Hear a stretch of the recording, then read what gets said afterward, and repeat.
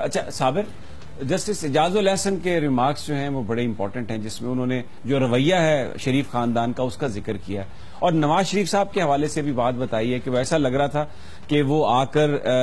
نہ تو جے I T کے کسی سوال کا جواب دے رہے تھے، ہر چیز پہ کہہ رہے تھے شاید، مجھے یاد نہیں، یعنی یہاں تک کہ جن تقاریر کا انہوں نے حوالہ دیا، جے آئی ٹی کے اراکین نے پوچھا کہ آپ نے قومی اسمبلی میں بھی قوم سے بھی کہا کہ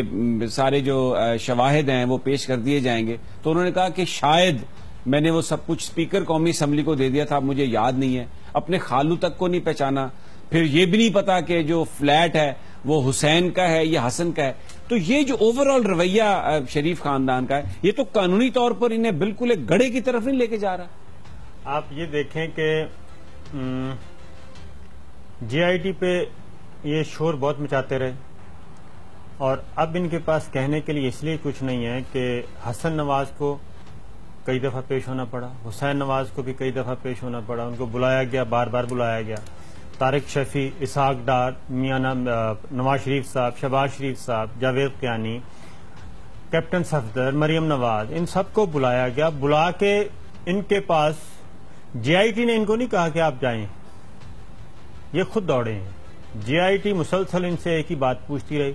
سپریم کورٹ نے منی ٹریل بتا دیں، ان کی ملکیت بتا دیں، ڈاکومنٹس دے دیں، انہوں نے کوئی چیز نہیں دی۔ آج بھی کہا آج سعید شیخ صاحب نے کہ ہمیں آپ ڈاکومنٹ دے دیں یار، 5 منٹ میں ختم ہو جائے گی کہانی۔ وہ تو اتنے فرینک سٹائل میں کہہ رہے تھے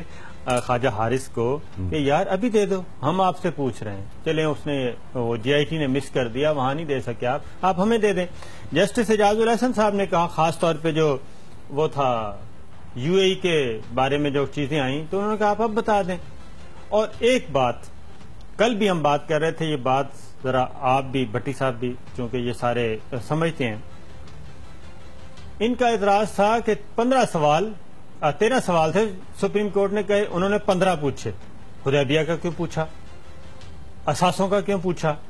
اب حدیبیہ ایسا طوطا ہے شریف فیملی کا جس میں سب کی جان ہے، وہ کہتے ہیں سب کچھ ہو جائے لیکن حدیبیہ کیس کی طرف نہ جایا جائے، وہ کہیں ری اوپن نہ ہو جائے، اور اسحاق ڈار صاحب کا جو 45 صفحے کا سٹیٹمنٹ ہے کہیں وہ نہ واپس آ جائے۔ اس لیے بار بار تو اس پہ کل بھی ہم نے کہا تھا کہ جب بھی کوئی خطرناک کرمنل پکڑا جاتا ہے، وائٹ کالر کرائم بھی اور دوسرا بھی، تو اس پہ جے آئی ٹی بنائی جاتی ہے۔